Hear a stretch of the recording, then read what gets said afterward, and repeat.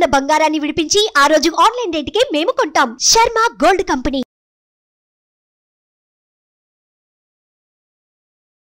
నమస్తే, సుమన్ టీవీ ప్రేక్షకులకు స్వాగతం. మనతో పాటు జ్యోతిష మహోపాధ్యాయ డాక్టర్ పద్మజారాణి గారు ఉన్నారు. ఆమెను అడిగి మేషరాశి వారి గురించి, వాళ్ళ లక్షణాలు ఎలా ఉంటాయి, వాళ్ళ బలాలు బలహీనతలు ఏ విధంగా ఉంటాయి అనేవి అమ్మగారిని అడిగి తెలుసుకుందాం. నమస్కారం అమ్మా. నమస్కారం. ముందుగా సుమన్ టీవీ ప్రేక్షకులందరికీ కూడా నమస్కారం తెలియజేస్తున్నాను. మీకు కూడా థ్యాంక్ యూ అమ్మా. ముందుగా అసలు మొన్నటి వరకు శుభకృత నామ సంవత్సరంలో ద్వాదశ రాశుల ఫలితాల గురించి, మేషరాశి నుంచి మీనరాశి వరకు ఎవరెవరికి ఎలా ఉంటుంది, ఆదాయ వ్యయాలు, అవన్నీ వాటి గురించి అన్నీ తెలుసుకున్నాము. ఇప్పుడు మనం కొత్తగా ప్రారంభించబోయేది ఏంటంటే, అందులో ద్వాదశ రాశులలో ముందుగా మేషరాశి వారి జీవితకాలం పొడవునా వారి లక్షణాలు ఎలా ఉంటాయి, వారి బలాలు బలహీనతలు, వాటి గురించి కొంచెం వివరిస్తారా? సాధారణంగా మనం తీసుకున్నట్లయితే 12 రాసులకి ఇప్పుడు మనం అనుకున్నట్టుగా సంవత్సరం మారే ఫలితాలు అనేవి కూడా ఉంటాయి. అవి ఏంటంటే గోచార ఫలితాలు, జన్మకుండలు వేసిన తర్వాత వచ్చే ఫలితాలు, ఇవన్నీ కలిపి క్లబ్ చేసుకుని మాట్లాడుకుంటూ పెడతారు, రెండు కలిపి. అయితే ఇక్కడ మేషరాశి నుంచి మీనరాశి వరకు రాశికైనా లగ్నానికైనా ఇంచుమించు మనం ఇంగ్లీష్లో కూడా వింటూ ఉంటాం జోడియాక్ సైన్స్. మేషరాశి అంటే దాన్ని ఏరీస్ అంటారు.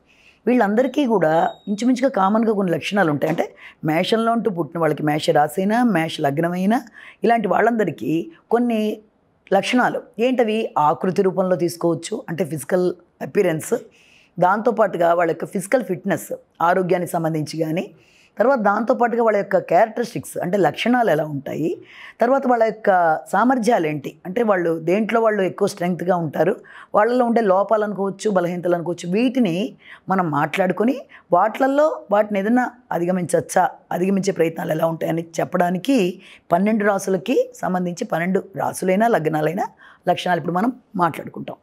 అందులో ప్రధానంగా ఇప్పుడు మనం మొదలుపెట్టి మేషరాశి గురించి తెలుసుకుందాం అనుకుంటున్నాం.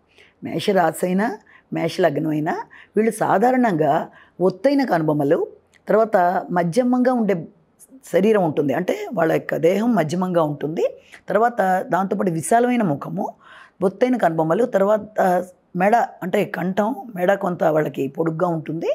దీంతోపాటుగా వాళ్ళకి ఏదైనా విషయంలో, అంటే ముఖ్యంగా ఆరోగ్యానికి సంబంధించిన విషయంలో వాళ్ళు తీసుకోవాల్సిన జాగ్రత్తలకి ముందు వీళ్ళ యొక్క దృష్టి, అంటే చూసే విధానం ఎలా ఉంటుందంటే, కొందరి కళ్ళు కొంత ఎల్లోయిష్గా ఉండి చూసే విధానం చాలా చురుకుగా, అంటే నిశ్చితంగా గమనించినట్టుగా అలా ఉండేట్టుగా కొందరి దృష్టి ఉంటుంది. అంటే ప్రతి విషయంలోనూ వీళ్ళు చాలా ఉత్సాహంగా ఉంటారు, చురుగ్గా ఉంటారు, దేంట్లోనైనా సరే చాలా చొరవగా ముందుకెళ్ళిపోతారు. ఏ విషయంలో అలా వెళ్ళిపోవడం వల్ల కొన్నిసార్లు ఎలా ఉంటుందంటే, ఆ చురుకుగా తొందరపాటుతనంతో కూడా కొన్నిసార్లు నిర్ణయాలు తీసుకోవడం జరుగుతుంది. అంటే వెనక ముందు ఆలోచించుకుని వాళ్ళు నిర్ణయం తీసుకుంటారు.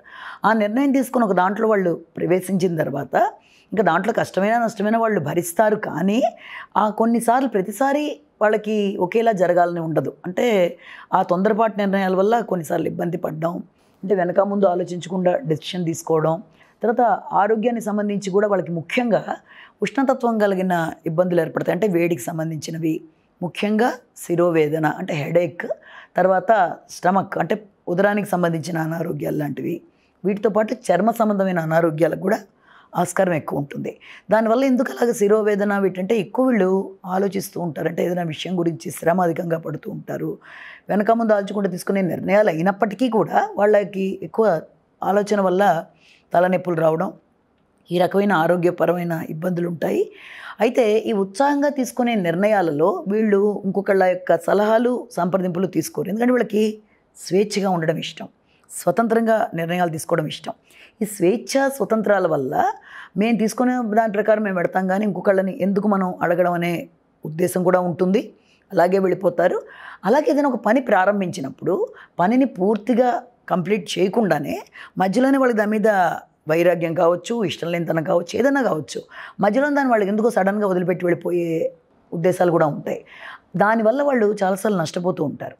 అంటే ఈ రకమైన ఇబ్బందుల వల్ల ఇలాంటి లోపమనో బలహీనతనో లేదా వాళ్ళ యొక్క క్యారెక్టర్ అలాంటిది అనుకున్నప్పుడు దాన్ని అధిగమించడానికి వాళ్ళు చేయవలసింది ఏంటంటే, ఏదైనా పని ప్రారంభించాక మధ్యలో వదలకుండా పట్టుదలగా ప్రయత్నం చేసి సాధించాలి అనే లక్షణాన్ని వాళ్ళు పెంపొందించుకుంటే ఇక వాళ్ళకి తిరుగుండదు. ఇక రెండోది ఏంటంటే వీళ్ళు చాలా శ్రమ పడతారు. అయితే వీళ్ళు కొన్ని సందర్భాల్లో అత్యాస అన్న మాట కూడా తక్కువే, అంటే కాకపోవచ్చు అది. వీళ్ళు శ్రమకి మించిన ప్రయోజనాన్ని కొన్నిసార్లు ఆశించడం వల్ల కూడా వీళ్ళకి రావాల్సినంత గెయిన్ రాకపోవడం వల్ల కొంత ఇబ్బంది పడి ఇంకా అక్కడ ఉండబుద్ధి కాదు వాళ్ళకి. దాన్ని వదిలేసి ఇంకా ఇంట్రెస్ట్ లేకుండా వదిలేస్తారు.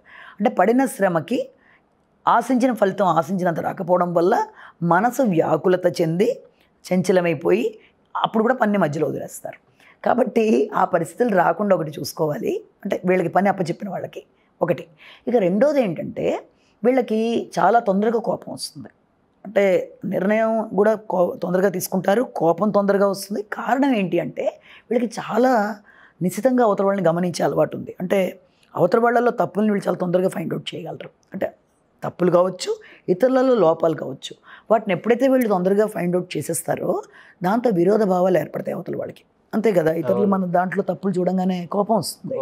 రాగానే వాళ్ళు ఏం చేస్తారంటే ఇమీడియట్గా అవతల వాళ్ళతో గొడవ అవుతుంది. వీళ్ళు గొడవకి తగ్గే రకమేం కాదు. అయితే ఏంది, నేను తప్పు చేయనప్పుడు నేను ఎందుకు భయపడాలి అని తగువుకి కూడా వెనకాడరు. కొన్నిసార్లు ఏమవుతుందంటే ఆ రకమైన సందర్భాల్లో యుక్తాయుక్త అంటే వెనక ముందు ఆలోచించకుండా కూడా సాహసంగా నిర్ణయాలు తీసేసుకుంటారు. అంటే ఆన్ ద స్పాట్ డెసిషన్ అది. ఇంకా తర్వాత ఎవరు వాళ్ళని మార్చలేరు.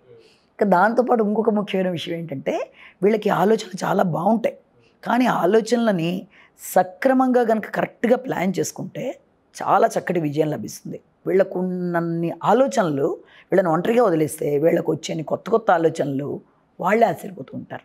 అబ్బా మనకి ఇన్ని ఉన్నాయా మన బుర్రలో, ఏదో అనుకున్నాం కానీ వాళ్ళే అనుకునేంత మంచి ఆలోచన పరులు, అంటే ఉపయోగపడే ఆలోచనలు అవి.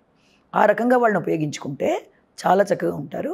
ఇక రెండోది ఏంటంటే వాళ్ళు ఏ కార్యక్రమంలోనైనా లాభ నష్టాలు కూడా చూడకుండా ముందుకెళ్ళిపోతారు. అలా వెళ్ళిపోవడం వల్ల కూడా కొన్నిసార్లు ఇబ్బందులు ఎదుర్కోవడం.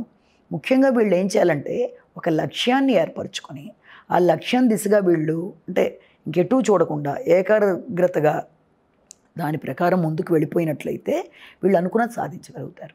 రెండోది వీళ్ళు మనస్సుని వాక్కుని ఈ రెండింటిని కొంచెం నియంత్రించుకోవాలి. ఎందుకంటే కోపం అంటూ వచ్చిన తర్వాత వీళ్ళు ఏం ఆడుతున్నారో వీళ్ళ మీద వీళ్ళకి ఇది ఉండదు. ఎందుకంటే దానికి మెయిన్గా అధిపతి ఎప్పుడైతే కుజుడయ్యాడో వాళ్ళకి ఇంకా ఏమీ వాళ్ళు ఆగరు.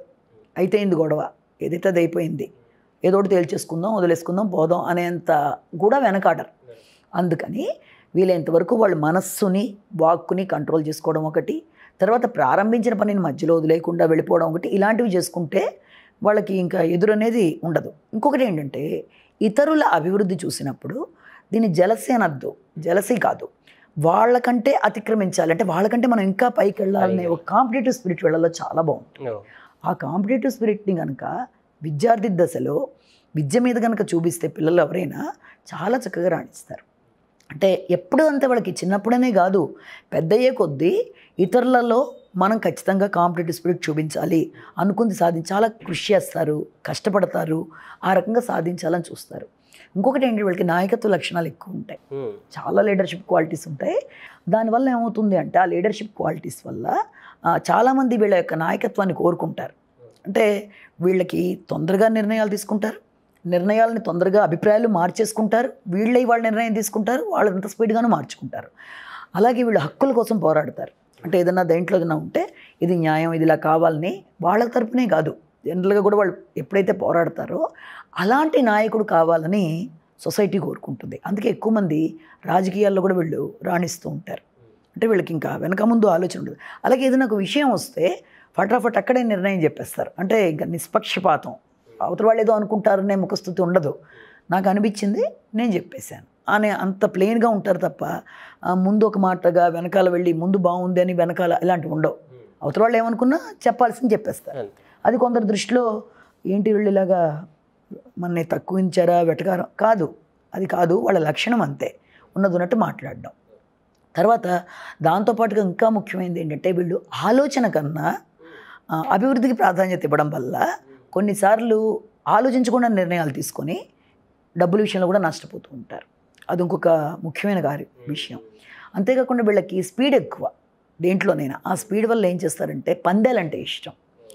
అంటే కొందరి విషయంలో ఏంటంటే దూబరాగా ఖర్చు పెడతారు వాళ్ళు, ఇలాంటి వాటి మీద పెట్టి బాగా గెయిన్ చేసే వాళ్ళు కూడా ఉంటారు వీళ్ళల్లో. కానీ దానికోసం కూడా వీళ్ళు అధికంగా ఖర్చు పెట్టే క్యారెక్టర్ ఉంటుంది. దాతృత్వం అనేది ఉన్నప్పటికీ కూడా వీళ్ళు ఎలా థింక్ చేస్తారంటే మనం ఇది చేయాలంటే అవతల వాడి వల్ల మనం ఎంతవరకు ఉపకారం పొందాం కాబట్టి ఖచ్చితంగా సరే వాడికి దాతృత్వంలో ఏదైనా చేద్దాం అనుకుంటారు తప్ప ఎలా పడితే అలాగా ఖర్చు పెట్టడానికి ఇష్టపడే రకం అయితే కాదు. అలాగే వీళ్ళకి జనరల్గా స్త్రీలతో కలహాలు వస్తూ ఉంటాయి. ఎందుకంటే వీళ్ళ మనస్తత్వానికి వాళ్ళకి చాలాసార్లు కలవదు. సోదరులు ఉన్నా కూడా వాళ్ళతో కొంతవరకు అభిప్రాయ భేదాలు కూడా వస్తూ ఉంటాయి. అంటే వీళ్ళ లక్షణం అంతే. అలానే ఎవరిని హామ్ చేసే రకం కాదు. ధనానికి సంబంధించి తర్వాత ఆస్తులకు సంబంధించి కూడా వీళ్ళకి కొన్ని లావాదేవీలు ఉంటాయి. అలాగే వీళ్ళకి ప్రథమ సంతానం ఎవరికైనా సరే ఒక 3 years వచ్చేదాకా కొంత ఎక్కువ శ్రద్ధ చూపిస్తారు. వీళ్ళు చూపించాలి వాళ్ళ యొక్క అన్ని విషయాల్లో. అలాగే వీళ్ళకి 45 years వచ్చిన దాకా 45 years ఏజ్లో కళత్రానికి సంబంధించి అంటే జెంట్స్ అయితే లేడీస్కి, లేడీస్ జెంట్స్ కళత్ర స్థానం సంబంధించి కొంచెం ఆరోగ్యం మీద శ్రద్ధ వహించాలి వాళ్ళకి సంబంధించి. అంతేకాకుండా వీళ్ళకి ఏంటంటే ముఖ్యంగా నీళ్ళు అంటే ఇష్టం ఉండదు. నీళ్ళు అంటే తాగడానికి కాదు, జలం అలాంటి ప్రదేశాల్లో కొంత ఎక్కువ ఇష్టపడరు వీళ్ళు. అంటే ఇష్టపడకపోవడం కానీ వ్యతిరేకత అని కాదు, దానికి అంత ప్రాధాన్యత ఇవ్వరు. అది ఎందుకో వాళ్ళకి కొందరు బోట్ షికారులు ఇలాంటివి ఇష్టపడేవాళ్ళు అంటారు జనరల్గా లైఫ్లో. వీళ్ళకి జలానికి సంబంధించినవన్నా జల ప్రదేశాలన్నా అంతగా ఆసక్తి చూపించరు వీళ్ళు. బాగా వేడి, కారం ఇలాంటి పదార్థాలు అంటే వాళ్ళకి చాలా ఇష్టంగా ఉంటుంది. అలాంటి పదార్థాలు తినడం కానీ తాగడం కానీ. తర్వాత ఏదైనా మనసులో విషయాన్ని నిర్మోహమాటంగా చెప్పడం, కోపాన్ని కంట్రోల్ చేసుకోలేకపోవడం, అవతల వాళ్ళ యొక్క మనసులో భావాన్ని నిశ్చితంగా గమనించటం. అంటే గమనించి ఈ రకంగా ఎవరికైనా సరే ఇంకొకటి వీళ్ళని ఫాలో అయ్యే వాళ్ళు ఉంటారు కానీ వీళ్ళకి ఇష్టం ఉండదు ఒకళ్ళని ఫాలో అవ్వడం. వీళ్ళు ట్రెండ్ తయారు చేయాలని కోరుకుంటారు. నేను ఒకళ్ళని ఫాలో అవడం ఏమిటి అని మనసులో అనుకున్న అదేం వ్యక్తపరుస్తారని కాదు, వాళ్ళ లక్షణం అది. వాళ్ళు ఒకటి మొదలు పెడితే వాళ్ళని ఫాలో అయ్యే వాళ్ళు ఎక్కువ ఉంటారు తప్ప వీళ్ళు ఒకళ్ళని ఫాలో అవ్వడం అనే దానికి వీళ్ళు ఇష్టం చూపించరు, అలాంటి వాటిలోకి వెళ్ళరు. సో ఈ రకమైన లక్షణాలు. అలాగే వీళ్ళ ఆకృతి ఈ రూపంలో ఉండడం, ఆరోగ్య విషయంలో ముఖ్యంగా వీళ్ళు చర్మానికి సంబంధించి, తలనొప్పి ఇలాంటి వాటికి, స్టమక్కి సంబంధించి ఎక్కువ జాగ్రత్తలు తీసుకోవాలి. అన్నిటికంటే ప్రధానంగా ఏదన్నా మొదలుపెట్టినప్పుడు దాని మధ్యలో వదిలివేసే లక్షణం కాకుండా పట్టుదలగా వాళ్ళు కనుక ప్రయత్నం చేస్తే తప్పనిసరిగా చాలా చక్కటి విజయాలు వస్తాయి. వాళ్ళ ఆలోచనలని కరెక్ట్గా అవతల వాళ్ళు క్యాచ్ చేసి దాన్ని అమలుపరిస్తే వీళ్ళల్లో ఎన్నో నూతనమైన విషయాల వల్ల ఇతరులకు కూడా లాభం ఉంటుంది అది అన్న విషయాన్ని ఇతరులు గమనించుకోవాలి. ఇది ఈనాటి మన మేషలగ్నం, మేషరాశి వాళ్ళ యొక్క లక్షణాలు. చాలా సంతోషం అమ్మా, చాలా బాగా వివరించారు. ధన్యవాదాలు. సుమన్ టీవీలో మీ పర్సనల్ అండ్ బిజినెస్ ప్రమోషన్స్ కోసం కింది నెంబర్కి కాంటాక్ట్ చేయండి.